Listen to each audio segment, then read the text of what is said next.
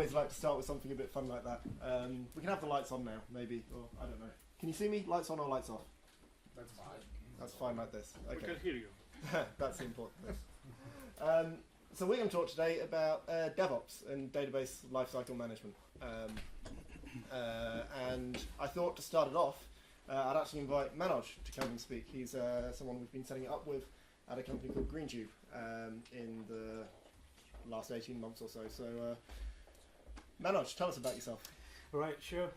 Cheers, thanks, Alex. Hi, my name is Manoj Lona. I've been in the IT industry for about 22 years now. Yeah, that's a bit of a telling my age. Call me a bit lazy. I mean, you know, when I join a company, I tend to stay there for a bit long. You know, so that's why I don't have too many logos in there. I started in 1995. A couple of years working in India. Then I moved to England. Started working for Logica CMG. Back then they were called Logica. Worked for them for about 14 years, out of which 10 years was at Ford, one of their major clients. And then at the beginning it was mainframe development. That's what I was doing. I picked up interest in databases, then moved on to DB2, being a DB2 DBA. Was doing mainframes for about 8 years, and then one of my friends back then, he persuaded me to join SQL Server, you know, move to SQL Server. James Roland Jones, I think some of you guys might have heard his name, JRJ. He's quite heavy into the SQL community.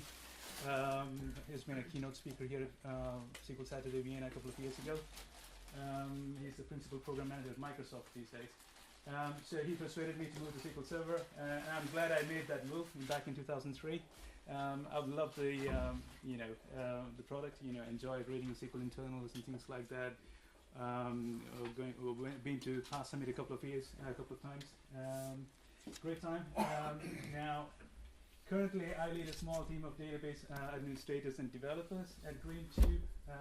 And those of you who haven't heard of Greentube, Greentube, we are the daughter company of Novomatic. We're based in Vienna, headquarters. I mean, that's our headquarters in Vienna. Those of you from Vienna, that's in Wiener Hauptstraße. There's roughly about 300 employees in that building that we have. I mean, worldwide we have around 600 odd employees. We are a full service provider of online and mobile gaming service, and also gaming solutions that we provide. A few random slides from our company, our canteen, chill out area. Some of our colleagues having fun in the sun on a company day. That's one of the events, that social events that gets organized by our beloved HR team every year.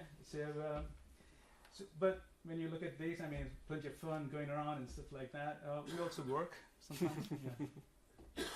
So, talking of work, the main database systems that we use at Greentube is SQL Server. There's a large footprint of SQL Server. There's basically two large footprints. One is to handle the OLTP workload, which my team looks after. Then there's also Data Warehouse BI team. They do all the cool stuff like analytics and data analytics, and then reporting and things like that. And my team, we look after a bunch of databases, a couple of few database servers and things like that, multi-terabyte databases. Now, when I joined Greentube back in 2011, life was fairly simple.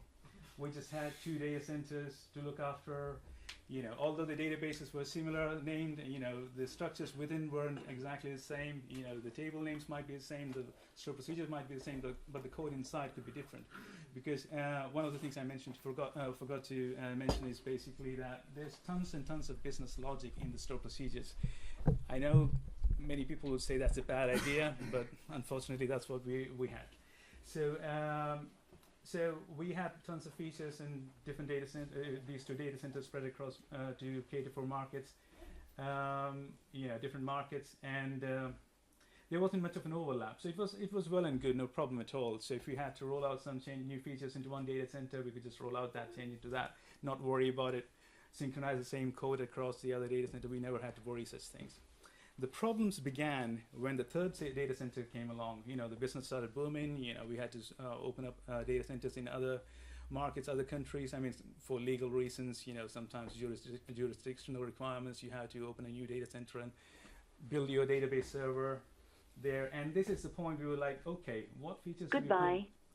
do we put? Whoa! What features do we put in there? All right, okay then. So the thing that confused us back then was, one of the challenges what we had was that what features do we put in there, and if in order to support that features, we had to identify the business logic that would support those features, which meant that you had to sift through code because the code wasn't similar, it wasn't synchronized. So we had to take snippets from different parts, just mix it all together. Tons and tons of work, and this is when we realized we need to do something about it. We need to start synchronizing our code. We need to have a unified code base that we can use when we launch new data centers, because the business was growing and we could see that more data centers are coming along, so we had to build more data centers, and we didn't want the time to market to be too delayed because of us, So we started researching on our own. We thought we could handle it ourselves initially, so we didn't have a version control either. We were looking at comparing SVN and Git and things like that. Also, what kind of data comparison tools can we use? Schema comparison tools, Apex or Redgate, SQL Compare, SQL Data Compare. So we were evaluating all those, and meanwhile we were getting more data centers, and we were trying to synchronize the code across all these data centers manually. And our developers were spending most of the time synchronizing the code rather than developing, which was a bit strange. Now, by the time we had the 5th data center, we thought, okay, this is getting too much. We can't handle this ourselves. We need to find someone who could help us with this. Someone who had already burnt his fingers and had charred fingers to prove that they had done it. So this is where, luckily at that time, it just happened that a couple of our guys had been to SQL in the city in London and had established some contacts with Redgate. So we reached out to them and asked if they can help us. If they have some consultants, they can send us around. And they basically said, oh, why don't you talk to Alex, DLM Consultants? And that's where our journey with Alex began. So would you like to narrate that story? Sure. So how did I get to that point? Well, this is my timeline. I'm going to start in 2010 with my first job in the software industry, which was Redgate. I joined as a graduate drama degree in a recession at a software company trying to sell software. And I quickly learned that you can't sell to DBAs unless you know what you're talking about. So I made that my goal. I did a computer science degree in my spare time. I worked really, really hard to learn the technical stuff. I became a product specialist on various tools that Redgate were bringing out, some of them successful, some of them not.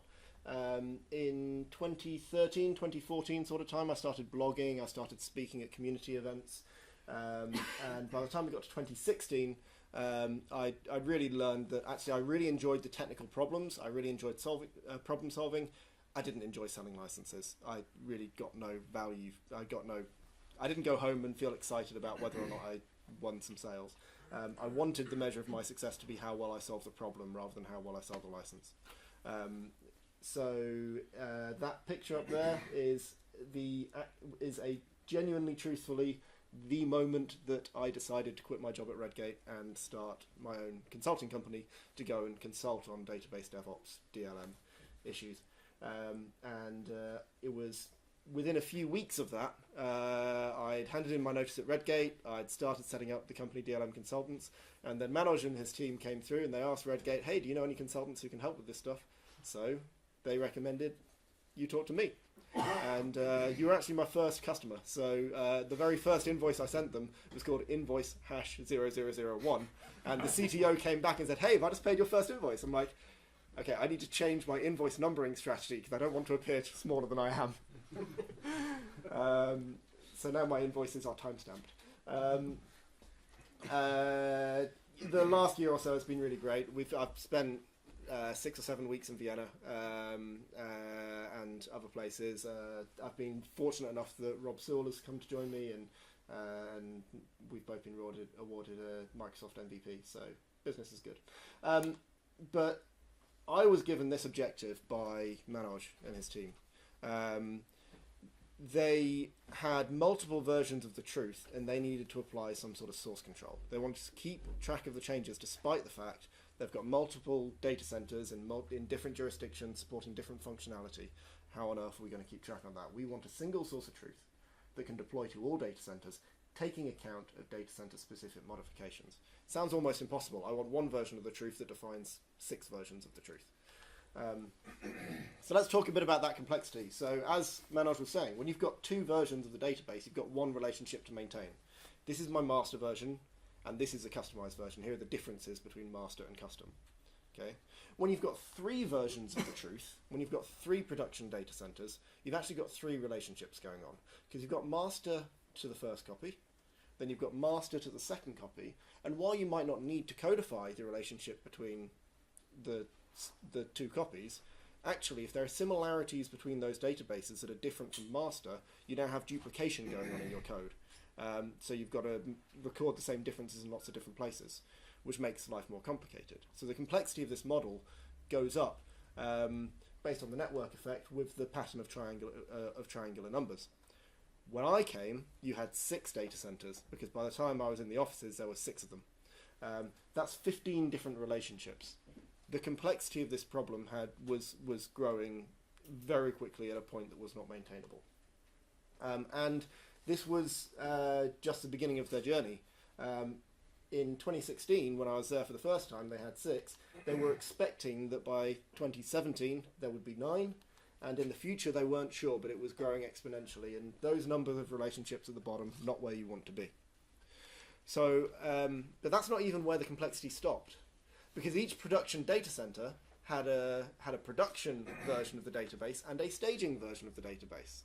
Okay, so without any real source control, no real sense of truth, and there are various internal databases as well used for dev and test purposes. So actually, this is a more appropriate view of the different versions of the code that existed.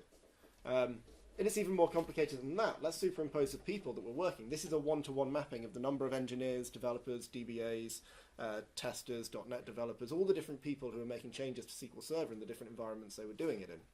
Okay, but this is a point where I came for my first meeting with you guys. It was held in a meeting room, which is now desk spaces. Okay, and they had pretty ambitious hiring plans. They already had plans in place to almost double their headcount. I had a lot of fun one evening in a hotel in Vienna with a couple of beers, putting together this for our kind of end of week presentation. So with all of these number of people making changes to all of these different databases without any form of change control, no wonder it wasn't working for them. But even that wasn't the measure of the complexity, because I've been defining the database. I've been talking about the database as if it's one database. It isn't. It's a server with 3 separate instances on it. Okay, so each of those copies of the database has 3 instances, each with a whole bunch of databases. All of those have a complicated dependency network between them themselves. So actually, this is more like the level of complexity that was going on at this place, with people making changes in all sorts of places. Okay, and actually, as much as that looks crazy, it's actually not that different from an awful lot of organisations I've worked at. Okay, so how are we going to try and make this simpler? How am I going to keep all of that level of changes in source control from a single source of truth? So this is what we did. So I said, first of all, no, you're not allowed to have custom databases in data centers anymore. You have a standard image. Now, I was told very clearly that's not possible in the short term. For various legal reasons, our data centers in different jurisdictions, because you're a gambling company, that's very heavily regulated, and the regulations are different in different countries, so we just cannot have the same functionality. And because so much of the business logic was baked into the database, that was a hard problem to solve. However, what we did say is that data center 1 and 2 are actually already pretty close. They could be made to match. And data centers 3, 4, and 5 as well, that's another group that are very similar. So what we were able to do is say, right, okay, we can't go completely down to one logical version of the truth, but we can get down to 3, and that's an order of magnitude better than where we were to begin with. So right, we'll go down to 3. That is something we can work with. Okay. but we still have to manage these different versions of the code. So how are we going to do that? Well, first of all, we're fortunate that the tables were the same. The tables were the same everywhere, and that made life an awful lot easier. We didn't have to deal with tables that had these columns or those columns in different environments. No, everywhere had the same columns. If in doubt, just deploy the same column everywhere. If you're not using it, it doesn't matter, okay? But just make sure the schema has the same columns. So what do we do? This is where we started. Let's stop everyone working on their databases for a moment. Let's simplify to 3 logical versions of production, even if they are actually 6 data centers still. There are only 3 logical different versions. And let's move everybody to working on their own local database. This was a big change. All the developers started working on their own local databases, checking that code into source control. All of those changes were picked up by a build server or a CI server, and that was responsible for pushing the code to 3 test release environments that they had that were responsible for looking like each of the 3 logical versions of the code. We had the Data Center 1 version, the Data Center 2 version, and the Data Center 3 version, and they were always updated from the source code. So this already is looking an awful lot better than where we were to begin with. This is beginning to look a lot more manageable. We haven't yet started talking about the deployments over to production. We hadn't started talking about how we were going to do that. I was a big fan of automation, but you guys were really nervous about it at first and you saw where they were coming from. The idea of automating that sort of stuff, oh, what a headache. So we wanted to get there eventually, but one step at a time. This is what we started with. Okay. So how are we actually going to achieve that? Well, principle, 1 version in source control that we can use to deploy different versions of the code. And we achieved that using a clever combination of filters and post-deployment scripts. So how do we do that? Okay. So let's look at the sorts of differences we have. Okay. Here's an example of the sorts of changes, the sorts of differences between these databases. So starting at the top, we have some objects, okay, that are the same object, the same stored procedure, but it does different things in different environments. When I deploy the stored procedure to this environment, there's this extra piece of functionality in it that is specific to the legal jurisdiction in that particular, for that particular data center. Okay, so that's one class of changes. The other class of changes is stuff that exists on one database but not the other, or vice versa. This stored procedure exists in this data center but not in that one. And then you've got the stuff that is the same everywhere, and that's the good stuff. We wanted to encourage as much stuff as possible to come into the same everywhere. If this stored procedure is the same everywhere, it's much, much easier to manage. Okay. Now that maps quite easily onto most database comparison tools. So this is a screenshot from SQL Compare, and this is exactly how it orders the difference. So you can see at the top row, we've got a stored procedure called SP on both but different. That is in one set. Then we've got the stuff that exists on the Twilight Sparkle database on the left, the stuff that exists on the Fluttershy database on the right, and the stuff that's the same at the bottom grayed out. Okay, so the tooling was already going to help us classify the changes in our environments like this. So I'm just going to move those up to the side now. What did the developers use for their development databases, and what did we put in source control? Well, it was a master database that looked like this. Okay, so the stuff that's I've got these the wrong way around. I apologise. That was an editing error. The stuff that is on both but different, we have the master version's code. Okay, so whenever there's a stored procedure, same name, different functionality in different environments, we pick the master, and that is the same for everything. Okay, so Data Center 1, that is the master version. If in doubt, we have the master version. Now, for the objects that exist on one data center but not the other, we have all of them. So we have all of the Data Center 1 objects and all of the Data Center 2 objects. They all exist on the master copy. Okay, and the stuff that's the same in all environments, well, that's the same in all environments, so that's easy. Simple case. Now, how are we going to deal with this? For the stuff that exists in one but not the other, we're going to use filters. So we need to look at how we can use filter files to make that happen. And for the stuff that's consistent, we're going to use a post-deployment script to swap it over after the fact. Now remember what I said? In our case, the tables were consistent. Okay, the tables were the same everywhere. We're only talking about stored procedures and views and things. So swapping it one way and then immediately swapping it back, not that scary if it's just refreshing stored procedures in most cases. Had I been refactoring tables and swapping columns around, yes, that would have been a pain, but that's not the scenario that we had, fortunately. So this is what our source control repository looked like. Okay, so our master version of the database, the Ponies database, in there we had various directories. We had a source directory which included all of our stored procedures, our tables, all of the basic source code for our database. We also had a filters, a post deploys directory where we stored our filters and our post deploys, and we had our build scripts. That was important because Redgate SQL source control, the Redgate tools, they like to own this folder. Okay, so just let Redgate manage that and don't start messing with it, otherwise you'll confuse the software and bad stuff happens. Okay, so we let Redgate manage the source directory, but we manage the filters, post deploys, and build scripts directory. Okay, so what I'm going to do now is I'm going to create a brand new repository, public repository on GitHub. I'm then going to build the Twilight Sparkle and Fluttershy databases from scratch. I'm going to build that repository, prove this deployment process works, then I'm going to publish it back to GitHub, and you can all go to there and download the source code. Slightly ambitious demo.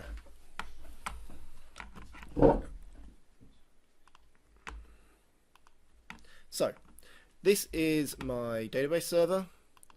It is empty. Okay, I have no databases on here at all. Now I'm deliberately... Oh, yeah, so, yes, of course. That is particularly problematic scaling. So I have no databases. So I've just got a script here, just going to create some sample databases for me with some sample code. So I'm going to execute that script. And so now I should have my databases. And while I'm at it, let me just... please say Zoom is installed. Yes.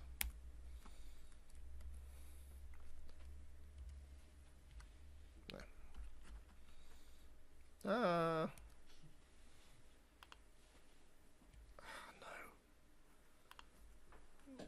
How have I managed to...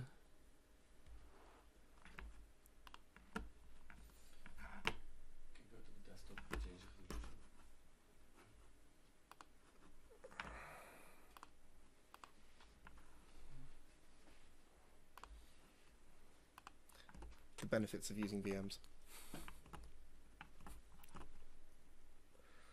This will just take a couple of moments to restore the VM, and I'll just start from scratch.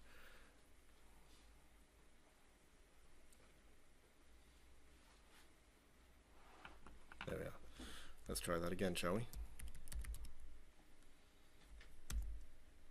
Ah, I did that in the... That was why. Focus was in the wrong place.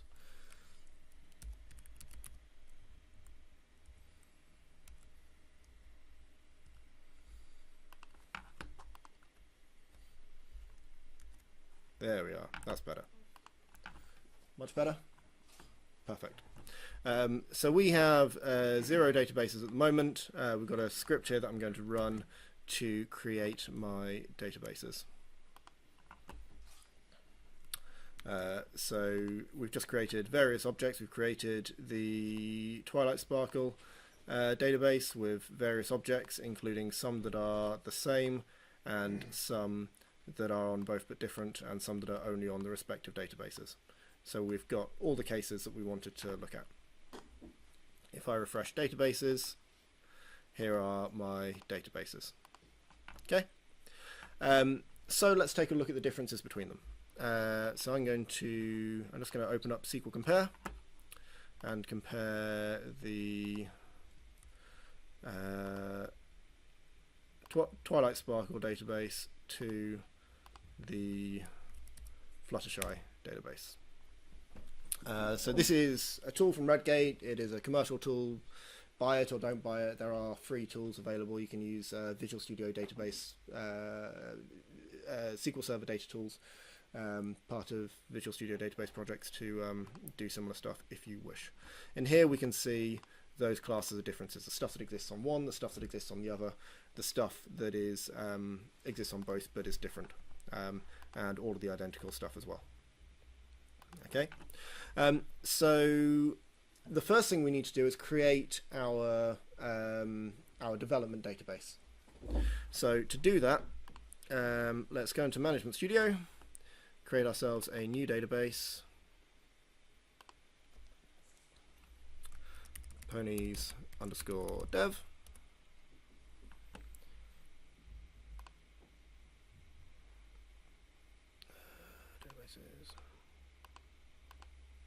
So we now have our ponies dev database, which has nothing on it. And in order to create that, first of all, I'm going to deploy Twilight Sparkle, which in my case is going to be my master. I'm going to deploy Twilight Sparkle to the ponies dev database.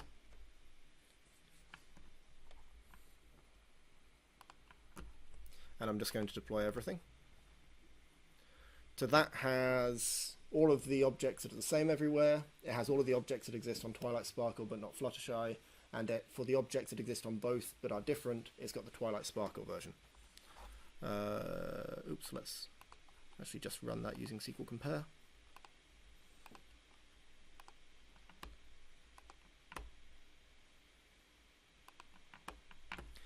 And now I'm going to go and grab the Fluttershy objects by using Fluttershy as the source and comparing that against the target database. So now we can see we have the one that exists on both but is different. We're going to leave that because we want to leave the Twilight Sparkle master version on the dev database. We're going to take the ones that exist on Fluttershy only, but we're not going to remove the ones that exist on Twilight Sparkle only. So I'm going to deploy those two. So now I've got my development database. I've got it in the version that I want, so I can start doing some development work on it. So to do that, first of all, I need a source control repository. So this is my GitHub account. I am going to create a new repository. I'm going to call it ponies_dev. My SQL Saturday Vienna session. For details, see dlmconsultants.com/Greentube, where I have saved all of the references for today's talk. And I'm going to create that repository. Now let's go to my documents, and I'm going to open a command window here. I'm going to do a git clone, and I need to find, there it is, the reference to it. How many people here are familiar using source control systems such as Git? Hands up in the air. Most people. Is there anybody here who's not familiar with using a source control system? Okay, most of the people in the room understand Git. Good. Okay, so that has cloned my Git repository down locally. It's an empty repository for the time being. We can come into here and take a look. So there we are. Here's my Git repository. I can see the Git directory here. Now remember that folder structure that I created back here. We've got build scripts, filters, post deploys, and source. So I need to add those directories.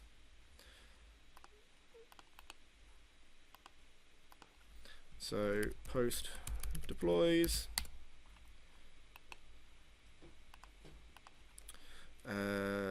build scripts,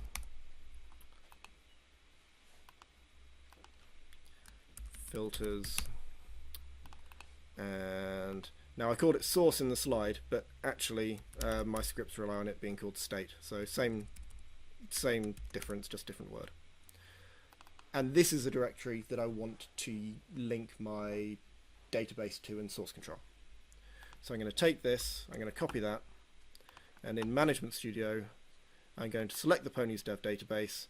I'm going to go to the Redgate source control product, I can now link that database to my source control system. I select Git from the list, paste in the local path to my Git repository, and click link. Good, I'm linked.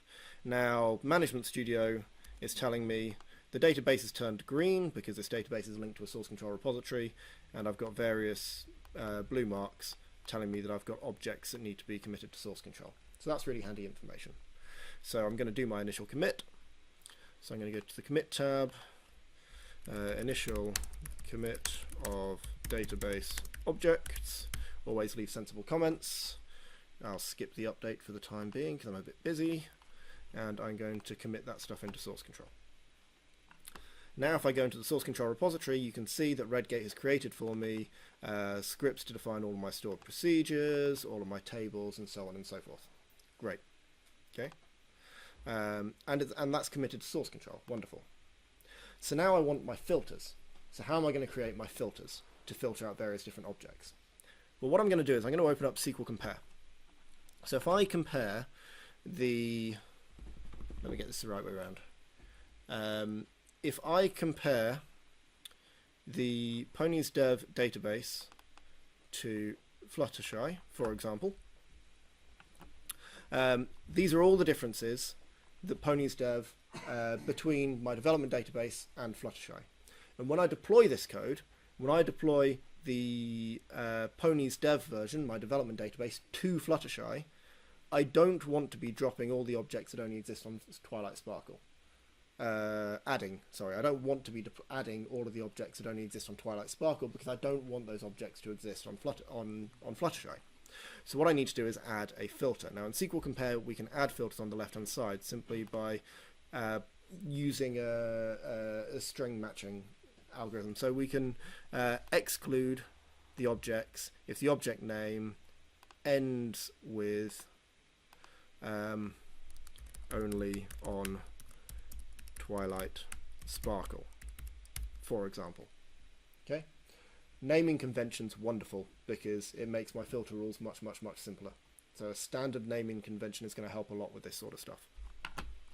Only on Twilight Sparkle. Okay, and now that's filtered out from the comparison. I can save that. So I'm going to save that filter file to Documents, Ponies Dev, Filters. I can give it a name. This is a filter for when I'm deploying Fluttershy, so I'm going to call it Fluttershy and save that.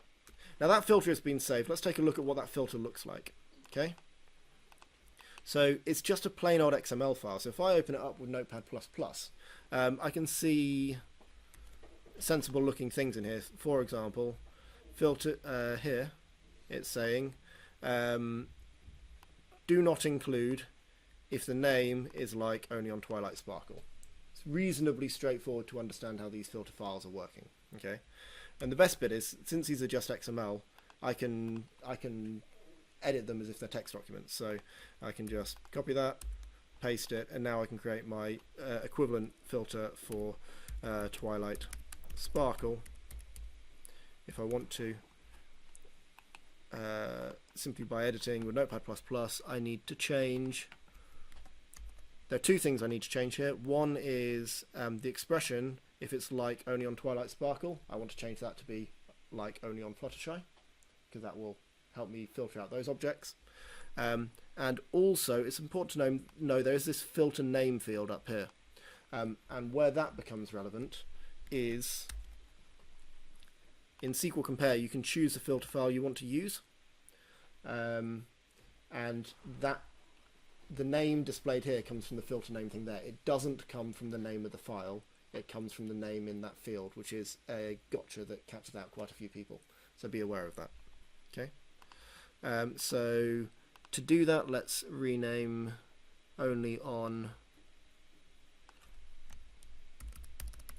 Fluttershy, and I want to rename this to Twilight Sparkle. It's a little bit counterintuitive. For the Twilight Sparkle filter, I'm filtering out all the objects on Fluttershy. So it's easy to make a mistake there if you're not careful with what you're doing. Let's capitalize that. But the nice thing about this as well, being filter files, is when you start ending up with lots of filter files, you can start comparing them in diff tools like kdiff or beyond compare or something, and it can become quite easy to start managing these in source control too. These effectively become code as much as the software that you're deploying. Okay, so I've now made those saves. The other thing I needed was a post-deploy script. Okay, so to get the post-deploy script, this is a script that will be executed on the target database to get it from master into the version I want. So when I'm deploying the Fluttershy version of the code, it will first deploy the base image of the code, Twilight Sparkle image, and then we will run the post-deployment script to swap it into the version that I want it to look like when I'm using Fluttershy. Okay. Of course, what we could also do is just filter these out of the deployment as well. We could easily do that. There are various complicated scenarios that I won't go into now either way. So in order to do this, I want to have a deployment script that will go the other way around, that will deploy the Fluttershy version of the code over the top of the master image. So I'm going to select that, go to deploy, and instead I'm going to create a deployment script for it. Here's a script. Of course, you could script these out however you wanted to do this. I'm just lazy, so I'm just going to use the default SQL compare stuff for now. You might want to iterate on that. You might also want to have a post-deployment script per object, because then it's far less likely, if you have a lot of objects, that you are going to end up having complicated merges if different people are working on different objects that exist on some databases but not all databases, and that's messy and complicated. So probably in a real scenario have a set of post-deployment scripts per object, but hey, it's a demo doing a simple version, so I'm just going to do the one. So I'm just going to call this the Fluttershy Fluttershy post. I can't remember how my build script worked. I think it's just Fluttershy, and I'll probably have made a mistake, but we'll find out. So I'm going to save that, and I'm going to save it into my source control repo as well. So I'm going to save that in ponies dev post deploys. Save. So now I've added my I've got my source code, I've got my filters, and I've got my post deployment script. Actually, before I check it in, I'm going to check it all works. So this is my build script. It's using a bit of PowerShell, so let's look through it. For the Twilight Sparkle, first of all, we are just changing the default PowerShell setting for error action preference to be stopped, because I don't want it to carry on if anything breaks. Then we've just got some variable setting, where my databases are, the database name. This is the deployment script for Twilight Sparkle, so it's a Twilight Sparkle database, where the filter file is, and then we're using the Redgate tools DLM automation to create a database connection for the server instance, the local instance, and the database name Twilight Sparkle, and we're testing that. And then we're running Redgate DLM automation to sync the source database with the target database and apply the filter path. Okay. For Twilight Sparkle, I don't care about post-deployment scripts, because Twilight Sparkle has the master version of any objects that are the same but different. So if I execute that, and I've got this right, that should run through successfully, and it's already in sync, so there's nothing to change, but that has successfully deployed. And for Fluttershy, it was Fluttershy post deploy. What did I call the file? Post deploys. Fluttershy post deploy. And so for Fluttershy, we have exactly the same script this far, except we're specifying Fluttershy database, and additionally we're adding at the end a simple call to SQL CMD to execute the post-deployment script. And I can execute that as well. And hopefully that will work. Good, that has worked. So I know that my filters and my post-deployment scripts are all good. they can now, from a single source, deploy both the master version of the code. Most of the time I can use the nice tools that are available to manage my source code, but where I do have differences that I need to deploy, I can manage that using filter files or post-deployment scripts, and that's all gone into source control as well. So I now need to, I only made the changes to the files, I've not committed them to source control, so now I need to get my hands dirty with Git. So I'm just going to navigate into the ponies directory and Git status just to double check. Yep, we've got filters and post deploys ready to go in. Sorry, you can't really see the red coming up on the screen. So Git add all and Git commit with the message adding post deploys and filters. So that's all gone into source control as well now. Finally, to finish this off, to make this usable by you guys, my demo files are in here. So I'm going to copy my build scripts into source control as well. And additionally, just so you have it, if you want to follow this demo along at home, here is the initialized database script that I used at the very beginning. So I'm going to stick that in source control as well. And once again, git add all and git commit adding build scripts, and I'll just leave it at that, and git push. And now I need to be ready with my Git credentials.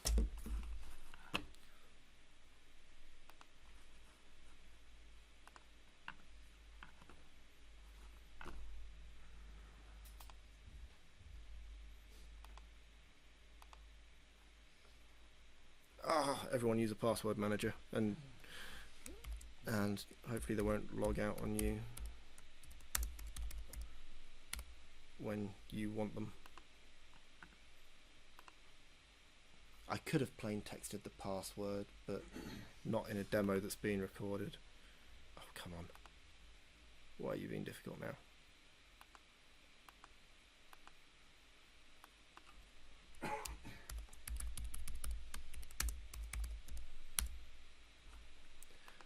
Okay, so that's being a pain. I will push the commit up after the session, and you can all go to that link, and you'll be able to see the code from this demo. But I'm not going to waste any time during the talk worrying about that right now.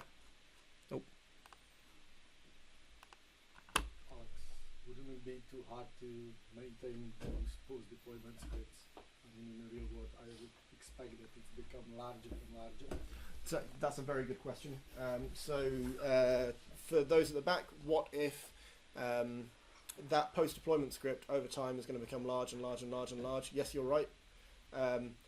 My best advice is to have a separate in a real world implementation, have a separate post-deployment script per object, and then you've only got one small file per object to maintain, and then your deployment would actually stitch all of the post-deployment scripts into one transaction and run them through SQL CMD is what I would probably do for that.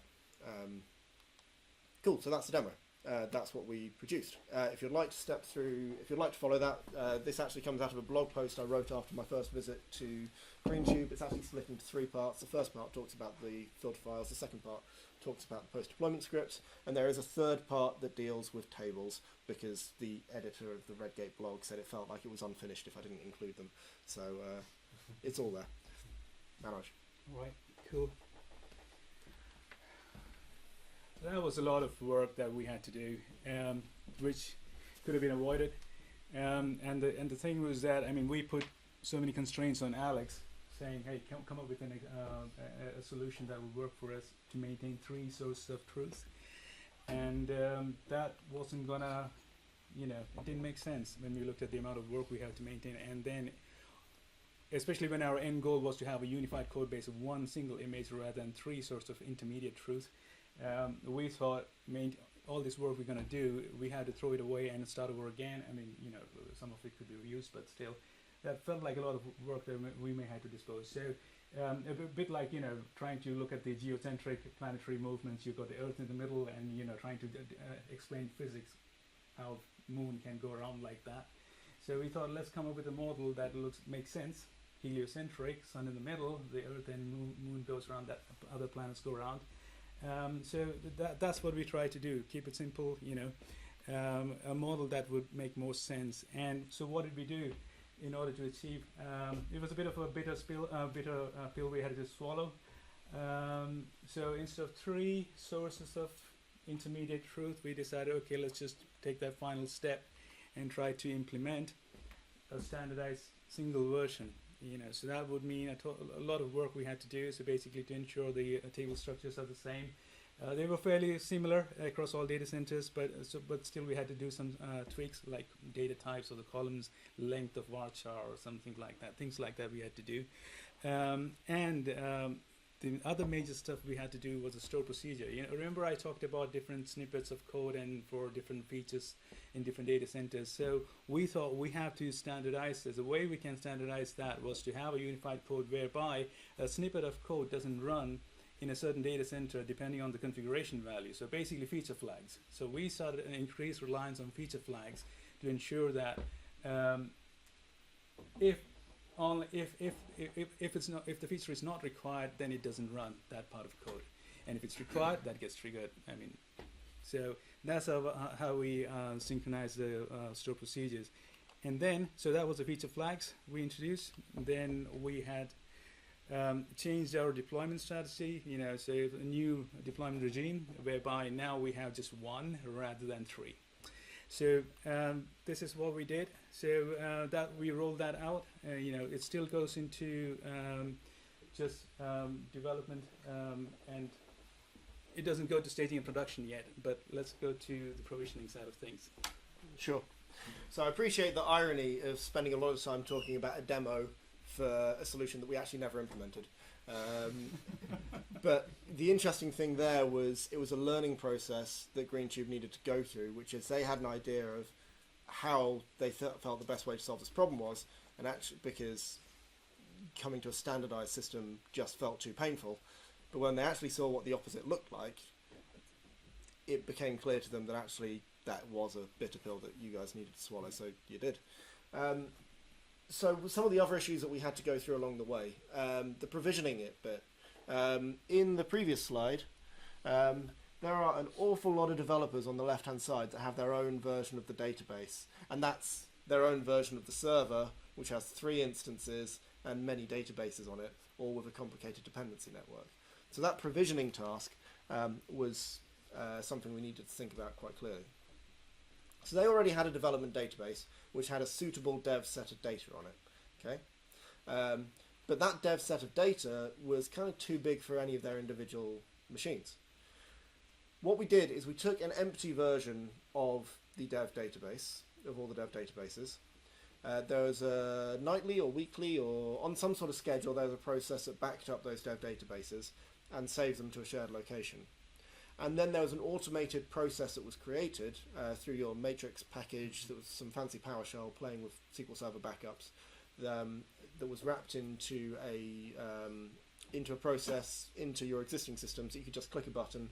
It would do a silent install of SQL Server for you, and it would restore all of the backups. So that was relatively straightforward for a developer. You still had to click there, wait for it to run, but because there wasn't any data in it, it didn't take that long to run. It wasn't that complicated. It didn't take up all of their disk space. So that was kind of solved. One of the other associated problems with that, though, is now they had 3 different instances with 20 or 30 different databases, and because of the size and complexity of those databases, SQL source control was quite slow. You would sit there, you'd open up the first one, you'd wait while it turns over and over and over and over and over, and eventually it would find the right one. So trying to go through one by one and link those was just a painful process for the developers. So what we did is we took, there's a really great blog post by Alessandro Alpi, one of your colleagues, where he has written some PowerShell which looks at the configuration files that SQL source control uses under the hood, and it just goes and tampers with them and updates all the settings in them just to auto-link the databases in source control. I'm not going to go into it in detail, but it's a really great blog post. There's a really nice solution in there. It was based on TFS, and the folks at Greentube used Git, so we needed to go through and tweak it a bit. There were some various limitations in there that were built for Ali's particular setup, but it was enough to get us started, and we were able to adapt that so that we could tag that onto the end of the matrix package. The matrix package comes down, restores all the database, then it runs a PowerShell script, jobs are good, and all your databases are there, ready to go, linked. So that was quite nice. We also delivered some training. So I mentioned before about SQL source control. I'm not going to lie, it was a bit slow for them. It was because it was trying to do lots of complicated comparisons, it was a bit slow, and that could be a bit painful for the developers. So we needed to ensure that the developers, first of all, knew how the tools were working, because there's a whole bunch of complicated processes they now had to follow. The database team hadn't used source control before, so that for them adopting Git was a learning process. But also, there wasn't a huge understanding of the reason why this was all important. If you're going to ask somebody to do something that's a bit painful, they need to understand why it's important. So comparing where they were before to where they were now, it helped them understand that yes, this is slower for me personally, but it's better in the long term for the company, and that's what we're all here for, to help our companies deliver software. Manoj is going to talk about a few other technical issues. Couple of issues we face in the company while we try to deploy this was we had CLR in a couple of databases. That wasn't a good thing, because every other object like store procedures, views, and functions, they all you can script them out. They can be applied without any issue. Whereas CLRs, they didn't fit into that build, so they had to be handled separately with the post-deploy scripts, and that was a pain in the sense that it just felt like a duct tape you had to apply at the end, something that doesn't conform, and hence. But we're okay with that for now. The reason being, we're going to get rid of CLR anyway. It's a pain in our rear. So we're going to get rid of CLR. And the other thing we once in a while have is out of memory exceptions with the Management Studio, with some of the really good tools, source control really. But I've been told that they're working on a solution. Although I occasionally hear some of the developers using four-letter words once in a while. It's a pain we are enduring for now, thinking, okay, the benefit it brings kind of outweighs that out-of-memory exception. We also had a bit of challenge with the test data. Why don't you just take over that one? Sure. Did you try large address aware to handle the memory exceptions? Large address aware. I can't remember if we tried that particular solution. It helped us. I see, okay. Yeah, so that's basically hacking Management Studio to have a bigger a free tool. Yeah. Basically, Redgate recommended that when I contacted their support. Yeah. Right. Okay. It helps in some cases, but not all of them. It kind of depends on how far up the scale you are. I think we did talk about using it. I can't remember how many people actually tried it at the time. For the test, so it's a way. So Management Studio is a 32-bit program. And SQL Source Control is a plug-in to Management Studio, which means it's allocated the same 2 gig of data, which can be problematic given the complicated nature of the stuff that SQL Source Control is doing. So large address aware is a way of upping that to 3 gig on Management Studio, which means that you've got a little bit more memory to play with. Possible solutions. So problem with data is obviously the developers don't have test data on their dev databases, which is a pain. They have to make the change kind of blindly, commit it to the source control. It goes up to the CI server, then they find out whether they broke stuff, which isn't a great workflow. That means a lot of developers are putting needless broken code into source control. So we wanted to be able to fix that. So we looked at various options.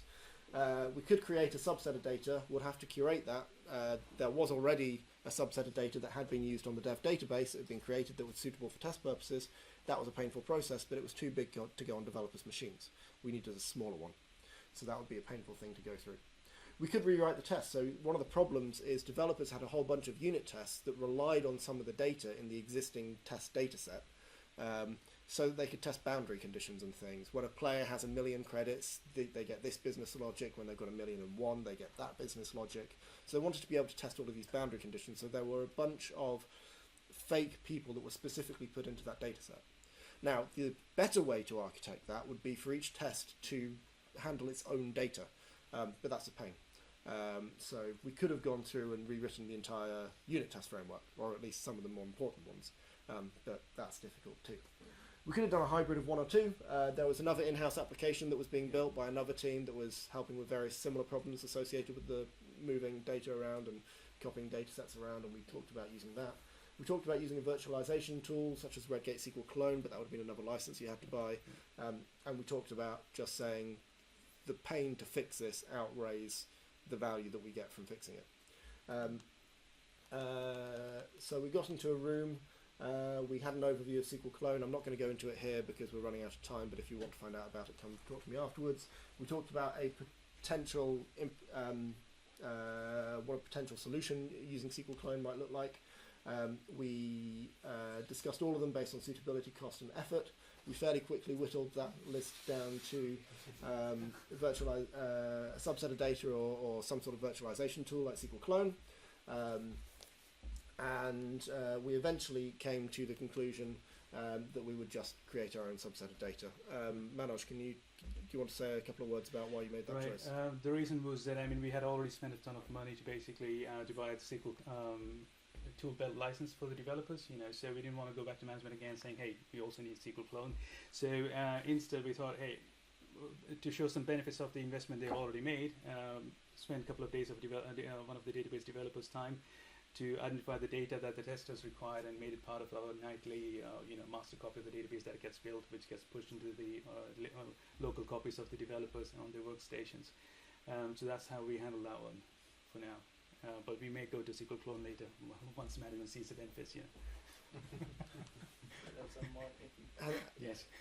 And that's more or less it. That's the journey that we've been on. It's not been easy all the way. We have had difficulties along the way. There's the Octopus deploy release management part is still in progress. But Manoj, do you want to say a word or two about? Yeah, sure. So where are we now? Basically, all the there are automated deployments happening, commits happening on the the developer's workstation. So as soon as they make a change, they want to commit it. They do that, and automated builds kick in, and then that's good in the sense that if there's an issue with for example, if they dropped a column and forgot to drop the references from all the store procedures and left some of them alone, at the time of the build kicks in, that store procedure is going to fail because it's still got the reference to the column that we had to remove. So things like that. That's a bit of benefit, and also. We're thinking about semi-automated deployments in staging and production. We'll get to that, which is exactly what Alex wanted. So we are kind of on board now with that plan. Right. I forgot to remove that slide that was there. Sorry. Cool. Yeah, so that's basically what we talked about: automated builds, semi-deployment, semi-automated deployments being planned. Benefits are that's the bugs being catched in an earlier stage, caught in an earlier stage. Developers no longer sit. Yeah, that's obvious. Because in the past people would just because there was one shared development environment, people would make changes there, could overwrite someone else's change. But now, if they have to overwrite someone else's change, those differences will be shown in SQL Compare, and they will have to consciously make that decision to overwrite it, so we can not shoot them, but yeah. And also we got the static and enum data, enumeration data. In the past, we had to identify that data as soon as whenever we had a new data center, we had to copy that data over. But now it's all part of the version control. It can all be built single click of the button, so it's all brilliant. A bit of a downside, but it's not really a downside. It's a perceived downside from the developer's point of view, thinking when I need to make a change, I need to go through the whole DLM cycle. But given the number of developers we have in the company, the throughput of is actually higher. Otherwise, the element of chaos that comes in, that kind of slows down the actual throughput. So, but that's not really a downside. But yeah. All right. So it's been an incredible journey for us for Greentube, and this wouldn't have been possible without Alex and Rob, the DLM Consultants. They've been absolutely awesome, helpful. As and when we require their help. We were lucky, the timing was perfect. When we started our journey, Alex had only just started doing this, DLM Consultant, so he had a bit of time in his calendar. But now it's getting busier and busier. It's difficult to find a bit of a slot in his calendar. So if you guys, anyone interested in implementing DLM at your company, or you want to have questions for Alex, I mean, you can try find his time, but good luck with that. All right, okay.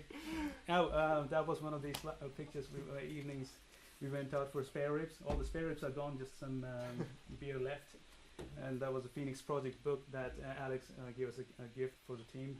Do you want to? Yeah, so the Phoenix project, I'm not going to go into detail. I probably don't need to sell it too hard. We are running out of time, but it's a really great book. It helps you understand a lot of the problems to do with making a team change like that. All of the references to this talk are at dlmconsultants.com/Greentube. And I would like to say that Greentube made me feel really, really welcome while I was there. I know that they are hiring. So if you would like a database developer or a senior database administrator role in Vienna, then go talk to them. You can talk to Diana, Manoj, or Yana. Diana, do you want to wave your hands? Go talk to them. If you want a job at Greentube, it's a really cool place. I've got to say thank you to our sponsors. We would not be able to have an event at SQL Saturday without our sponsors, so thank you to Quest, DB+, Idera, SolidQ, Travadis, Solution, and the others. I'm afraid we don't really have time to do questions because we have overrun by a couple of minutes, but you can come and speak to us afterwards. We'll be in the lobby afterwards.